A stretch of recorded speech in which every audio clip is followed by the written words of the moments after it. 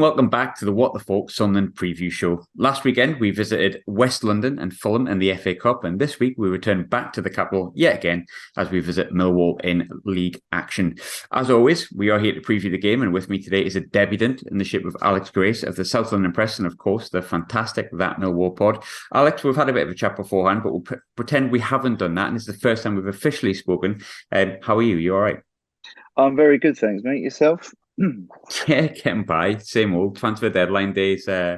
Hopefully, by the time this goes out, people think, "Oh, what were you worried about, Graham?" But at the moment, I'm absolutely shitting myself because we haven't signed a centre forward. But I'm sure that'll God, yeah. subside. I know, worrying times. Deadline days it is. Like I say, literally as we're speaking, there's a couple of hours to go from our perspective. Obviously, by the time people listen to this, it'll be over. I wouldn't normally start the conversation on a preview show with deadline day, but I'm going to kind of have to because you've signed Duncan Watmore today. Really interesting one, considering I think he's from like Altrincham, Manchester area. He's been obviously with Sunderland, he's been with Borough, and he's gone all the way down south, signed for Millwall. What do you make of that one?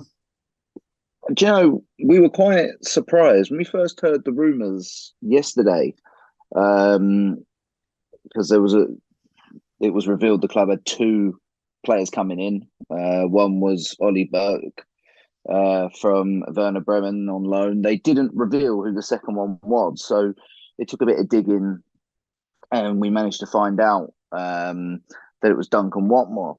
And I felt it was quite an interesting one at first. I did think, okay, this is an interesting move. Again, it's someone who's got decent level at championship level. You know, he's been in, I think, goal involvements, one in every four for Borough. So comes with a bit of an intrigue because I think anyone from a Millwall perspective will tell you the final third of the pitch is where we're really, really struggling.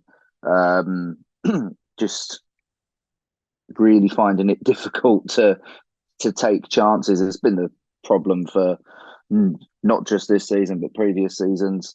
And you look at some of the lads we've got. Likes of Tom Bradshaw scores goals, but it probably not consistent enough. Done very well this year with Zian Fleming. Of course, he came in over the summer, has done really well. But no, I think the addition of Duncan Watmore is a good one because, again, he's versatile. He's got a bit of pace about him, which is something we need in those attacking areas. And no, I quite like the look of him, I have to say. I think obviously probably from a Sunderland perspective, we remember Duncan as someone who was obviously looking like he could potentially break into the Premier League team, and then he had two horrible ACL injuries back to back. It looks like he's got over them. He doesn't seem to have lost any pace when watching him at Borough. It's obviously just 2 years at the game's a lot of time to take out, and that's probably why he's in the Championship. But I think most of us remember him relatively fondly. But obviously, you didn't have a game at the weekend. You're already out the FA Cup. I think Sheffield United, you lost to. Yeah. So to go back to your last game, we've got to go back to fortnight. A narrow 1-0 win away at Cardiff City. You know, I know they're not performing too well, Cardiff, but any away win in the Championship's a good win. How was the performance? How was the result? Yeah, it was a very disciplined performance. We got the game management proper spot on, really. It was a difficult atmosphere there in Cardiff. You know, at the time they had no manager. They were struggling with players. There was protest before the game, protest during the game. The owner, very, very subdued atmosphere throughout the game. But no, look, I think we got a bit of luck with the goal. You know, poor defending, and that's what Tom Bradshaw does. You know, if you give him the opportunity, he will take it. You know, you can't faff around with the ball thinking you got a lot of time, because he will nip in. He runs and runs and runs, and he will cause problems by doing that. Very, very good defensively in the second half. You know, Cardiff threw a lot at us, threw a lot of balls into the box, a lot of direct play, if you like. But, you know, the likes of Sean Hutchinson, Jake Cooper did really, really well, just to keep heading those balls out of the box. And it was one of those, you know, it's your typical game you got to grind out. It's something you really needed, just a load of effort a load of effort put in, and it got the win. It got the clean sheet, and it got an important 3 points that keeps this unpredictable championship playoff race going, keeping us in it.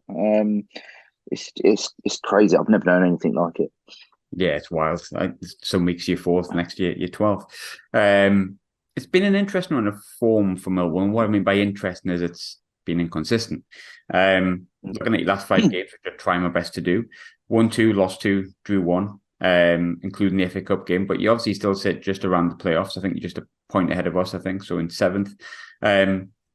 Obviously, the first game you played after the World Cup was against us. And I'll be honest, that was a good win for us. I know what we're capable of, but I don't think I expected us to be that big of a win. So we haven't seen you since then. How would you sum up Millwall's form since the World Cup? Because it seems a bit inconsistent, but you watch obviously every week. You'll be able to give me a little bit more insight into what the form's actually like. Yeah, it's been a bit mixed. I would say that. Again, it's been that lack of consistency, which I think has led to the Championship being so unpredictable, because I don't think any team can get that level of consistency going. I think the sheer amount of games teams are having to play in a short space of time isn't helping. Injuries, suspensions, all that sort of stuff. I go back to that game actually, at the Stadium Millwall after the World Cup. I think the first half, had we taken our chances in that first half, it would have been a completely different game. And that has summed up the season for Millwall, really. Not taking your chances costs you points. It costs you goals. It costs you everything in this league. We've had a couple of draws. We drew with Wigan. I think we were only one of the 2 or 3 teams Kolo Toure managed to take a point off before he got the sack. But no, I mean, we've had some good wins as well. We won at Watford on Boxing Day, which was a good one. Beat Rotherham on New Year's Day. I think there was a 0-0 draw with Bristol City sandwiched in the middle of that. We've not conceded many goals since we've come back. We've not scored too many either, but on the whole, it's been positive. We've done what we've had to do, but again, with a smaller squad, with a lack of attacking options, it's been quite difficult. We let Isaac Oloafe go to Stockport during the window. We let Benica Phobie go as well. 2 strikers left, and we didn't really get, an out-and-out centre forward in. I know we got Berg, we got Watmore, 2 players can play attacking roles, but not really out-and-out strikers. So yeah, it does leave Tom Bradshaw a bit on his own in terms of being the out-and-out striker. But no, it's going to be an interesting end to the season, shall we say. But I think since the World Cup, I think a lot of teams have struggled with the consistency. But overall, I think performances have been quite solid. Only when you look at sort of Millwall's record this season, if we're looking at the top 10, and I know the league in terms of playoff could be anyone down to about 18th, but we'll say the top 10 teams, you're one of the lowest scorers in the top 10, which you've kind of alluded to, but you've got the 3rd best defence in the top 10, and the teams you're behind are obviously Burnley and Sheffield United, who are runaway leaders, if we're completely honest. Would it be fair to say that Gary Rowett's Millwall side is built on defensive solidity, or is it a little bit more what you said before in terms of you are quite good in defence, but you just don't score that many, so it looks like you've just got a really good defence and not very good attack? Or is it based on having a solid back line and getting that goal if you can, and kind of winning 1-0 if you prefer, that famous Championship winning 1-0 to kind of get yourselves up? Yeah, I think if you look at Rowett's reign at Millwall, really from October 2019 to now, he's favoured playing a back 5. He's favoured quite a defensive formation. Obviously, it's changed. It changed in October to a back 4. We have a brilliant central defensive partnership between Cooper and Hutchinson. They're a real solid pair. They've been together since we got promoted back in 2017. They are the bedrock of the team. The captain, the vice captain, and defensively we're very, very solid, very well drilled. set pieces. But again, that helps when you've got a big team. We don't concede many from set pieces. We don't concede many from crosses. But we seem to just be very solid when we need to be. And yeah, we do seem to like that counter-attacking threat, especially away from home. We don't win many away from home. I think we have 4 wins away from home this year. So yeah, I mean, we do use the counter-attack quite often. But also at home, I think we've probably got either the second or third best defence at home. We don't concede very many goals at home. And it's a thing about getting in front. If we get in front, then it's very difficult to break us down. I think, and I'm right in saying, I think it's 10 times we've scored the first goal and we've gone on to win all 10. So it proves how solid we are. But coming from behind is where we've struggled. I think we've won twice coming from behind. So it just shows how important the first goal is. And with our defensive mindset and defensive record, we're very good when we go in front. So that's a warning maybe for Saturday. It's interesting that you mentioned the record and stuff like that, and you being at home. I was looking at when I spoke to Kai, people remember potentially, obviously, the previous podcast. Obviously, Kai was on, and he was talking about how the Den was meant to be, or the new Den, sorry, meant to be one of those places where they wanted to build kind of a fortress, and they felt like they were getting there. And I looked at your home record based on that conversation, and third best in the league, 8 wins, 3 draws, and just 2 defeats. And you're touching it before, a really good defensive record at home as well, which makes it a vastly different game for us compared to what we had at the stadium like previously, in the start of December. But how much of a fortress has the new Den become for Millwall? How much of a weapon has that become in kind of the attempt to get in the playoffs and the attempt to get promotion? How important is it? Oh, it's massive. It's absolutely massive. If you look at the difference between our home form and away form, I think it got something. I mean, we got over 50 points at home last year. Really, it's such a difficult place to go. If you look at the 2 games we've lost at home this season, you'd be really disappointed with those 2. We lost 2-0 at home to QPR and we lost 1-0 to Reading. 2 games where, all right, I think the Reading game could have been a draw. The QPR game, we just didn't show up. But it's the atmosphere, obviously, and come Saturday, I think from what I've seen, ticket sales wise, I think there's less than 2,000 tickets left available for the game. And it's the crowd that make it, the crowd make it such a very, very difficult place for an opposition team to go. I mean, if you think of the Stadium of Light as well, that's a place that could well be a fortress, with the fans, with the atmosphere. And yeah, it's a very, very difficult place to come. Not only because of the fans, obviously, you've got the whole hysteria of you've got the smaller dressing room. And I have to say that away dressing room is very tight. It's very pokey. There's not a lot of space in there when you've got a big squad that are coming down. It's not comfortable. It's not a comfortable place to come.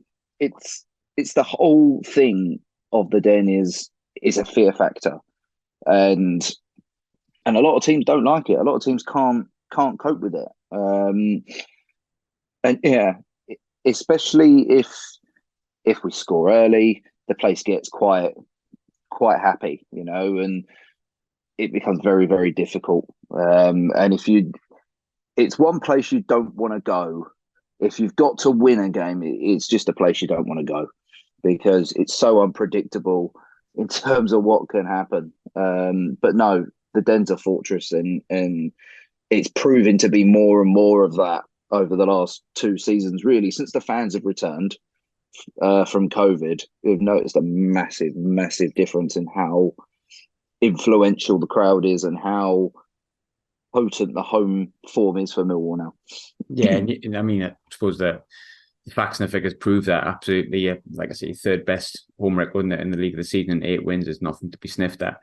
We talked about your defence before, and we will talk about defenders. I think it's probably right that we do that. I spoke to Kai and I had a Millwall fan on, obviously, all from the same podcast, and previously to talk about Dan Ballard, but sadly, he actually didn't really get the chance to play against his last time because he broke his foot pretty early doors. I think one of your boys jinxed it and said the only reason he'll not perform well is if he gets a bad injury. Broke his foot like 3 games in. I was like, fantastic. Sent him a message.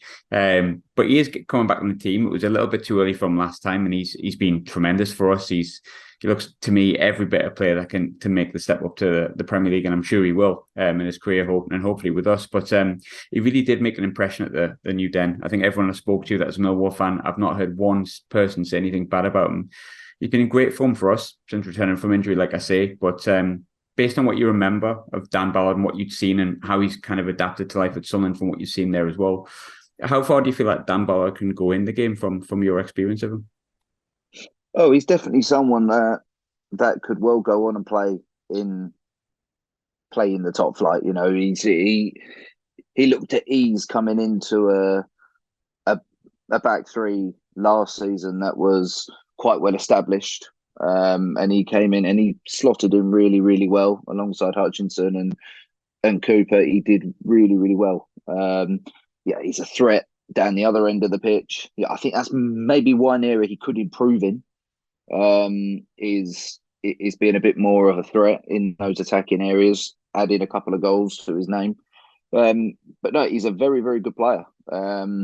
He made his debut for Northern Ireland last season as well, and he'll be a mainstay in that side as well. Very, very good player. He's very good technically on the ball. He's comfortable passing the ball. He's comfortable carrying the ball. And no, I think a lot of us were quite disappointed actually when we didn't actually make the move for him, and he ended up going to Sunderland. Which again, I think it's a really good. It's a good club to move to. It's a good chance of a club that have got a chance of reaching the top flight either this year, next year, whenever. It's a big club, Sunderland. And I think people forget that, and that's a big.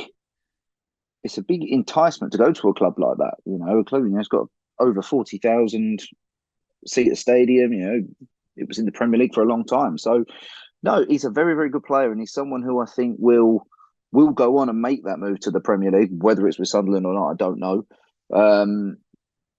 But you could definitely see him playing maybe even a top half Premier League side in the future. Yeah, I feel exactly the same. He just looks, the guy's an absolute unit. He's got arms bigger than my head. And I've got quite big head, as I'm sure many people will attest to. But on the flip side, you brought in George Honeyman. Now, I can't attest to say I've watched much of Honeyman. I quite liked him at Sunderland, but different division, different time.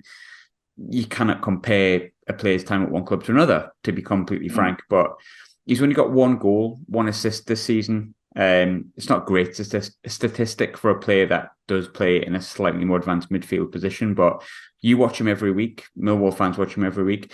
How is George Honeyman adapted to life at Millwall, and how are fans taken to him? Do you know, he started off the season as a mainstay in the team until Zian Fleming got himself fit, and because he suffered an injury quite early on, and it took him a little bit of time to adapt, but he did play then. And Honeyman, to be fair to him, he runs, he gives everything for the team, and that's a typical thing that I'd expect of him. He gives everything. I think what he lacks in quality, he plays with in his heart and in his passion and his effort. He's someone that will do anything for the team. He hasn't featured massively from the start. The goal he scored came quite early on, actually. Came in a 3-2 win over Coventry. I think it was either the second or third game of the season. He's a player who the fans can relate to because of the way he puts 100% in every game. He makes mistakes, but that's the type of thing that gets rewarded at Millwall for a player who does give their all and is always trying and always doing everything like that. And the fans have taken to him. It's a disappointment, I think. maybe his lack of game time's probably come into the reason why his numbers aren't great. But no, he's someone who's definitely worth having in your team, whether it's from the start, whether it's from the bench. But no, he's someone I like, and someone that a lot of the fans do like as well. Yeah, he's someone who'll always give you 100%, to be fair to him. He hasn't changed, it seems, since he left us, because that's exactly how I would describe him, to be honest. At the very worst, he's going to give you 100%. But touch on Jan Fleming before. I think when you're looking from the outside in, he's obviously the player that seems to be the biggest danger man, shall we say. And it may very well be him that you answer this question too, but there's always certain players that when you come up against a team are in really good form, and maybe it's players that we wouldn't know too much about. Is Jan Fleming still the player that we should be worried about, or is there other players that are currently in form alongside of him that could potentially cause us problems this Saturday? Yeah, look, if you're looking for the main threat, you're still looking at Zian Fleming. You're still looking at him as being the man who will create everything. He's had a couple of quiet games, funny enough, since I think it was Watford. He hasn't scored since Watford, I don't think, but he's been very, very. You can tell he's in the game by him not doing an awful lot.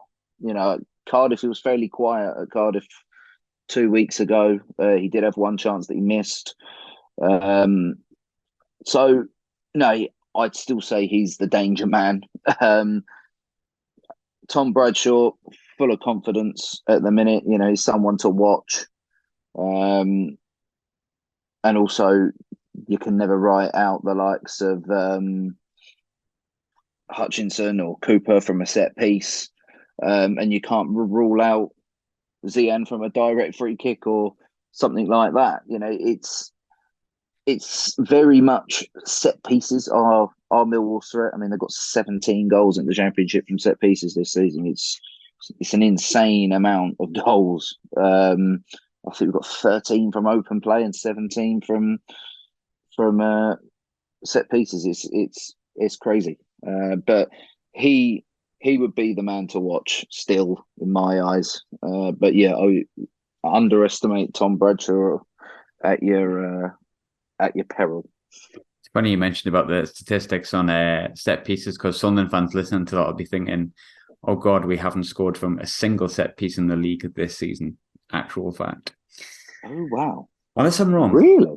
Unless I'm wrong. We did score one in the cup. I'm sure it was the cup we scored it in, and I'm pretty certain that since then we haven't scored directly from a free kick. Not from direct or free kick, I don't think. Or a corner, sorry.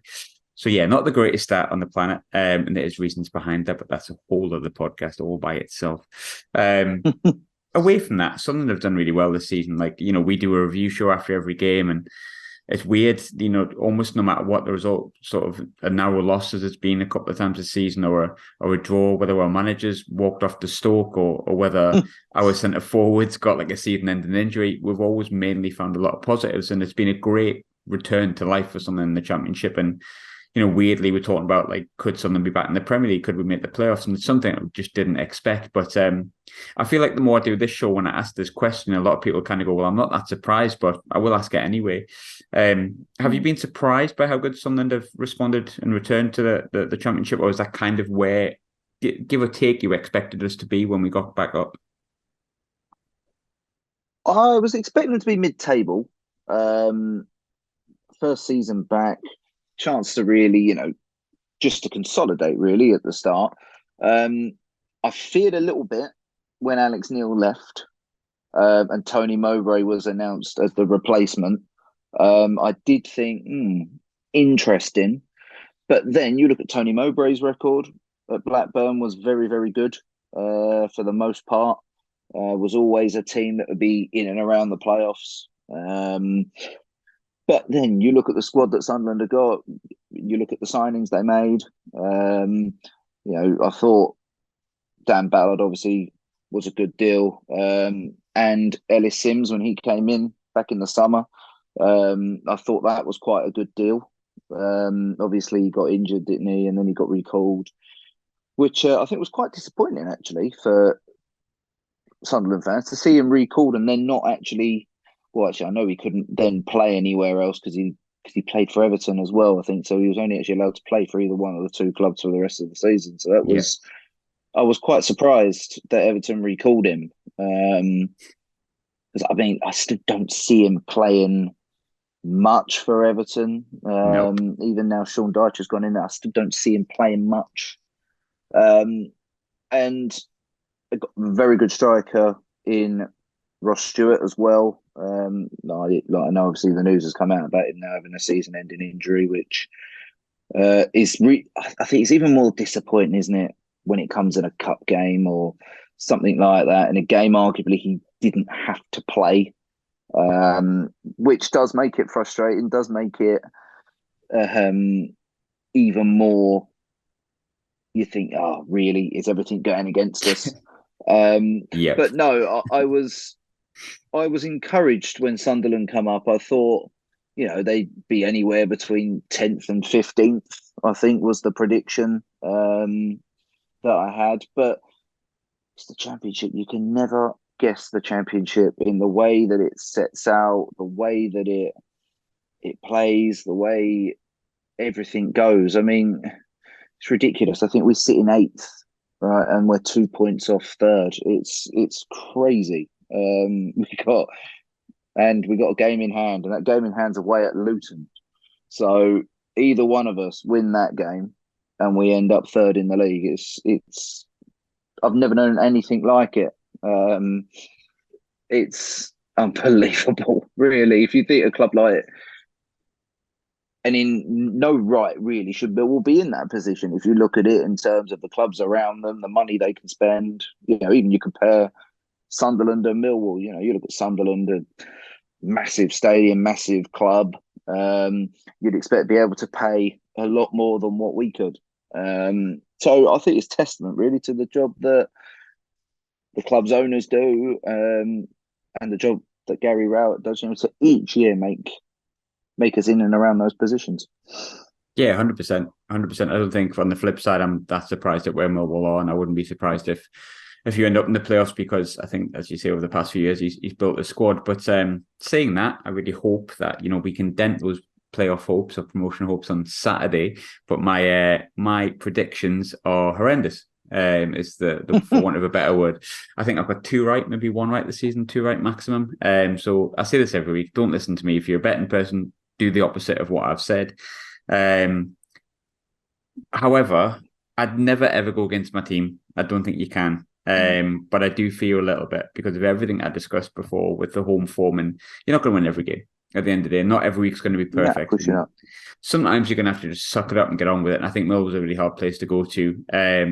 I would be more than happy with a draw, so I'll go with the draw, and I will say I think 1-1. But Alex, do you feel a little bit more confident in Millwall in your prediction?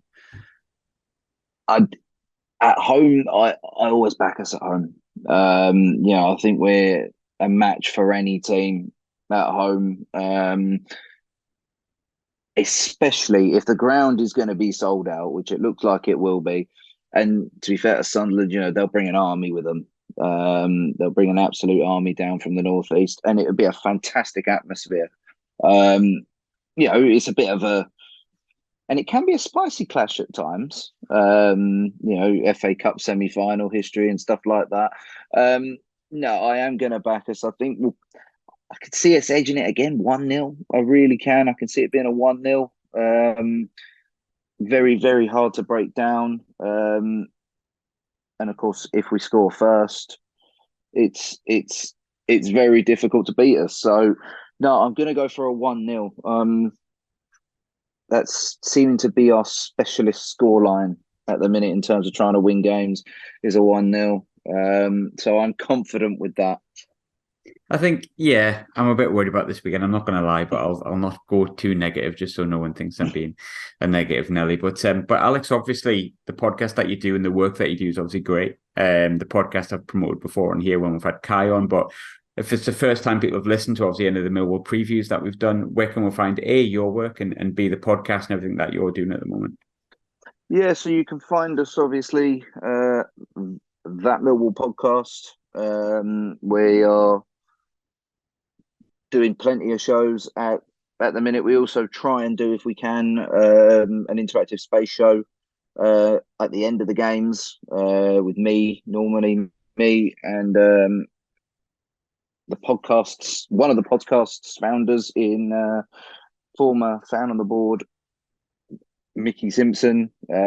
So we do try and do an interactive show. Plus, we also got a website as well, at That Millwall Podcast website. You find all stuff that's written by me and some of the others who are helping us out. And then obviously you've got my stuff on the South London Press as well. So, no, more than a privilege to come on, and more than a privilege to talk to you, sir. I will mirror those sentiments and echo that sentiment 100%. Alex, I wish you no luck on Saturday, as it should be. Likewise. As a standard, vice versa, absolutely. But thanks for popping on, appreciate it. And good luck for the rest of the season after that, unless it's between me and you, or us and you for the playoffs, and then again, no luck for the rest of the season. But don't take it, of course, don't take it badly. Spot on, mate. Appreciate it. You have a good rest of the week as well. You too. Thanks very much, mate.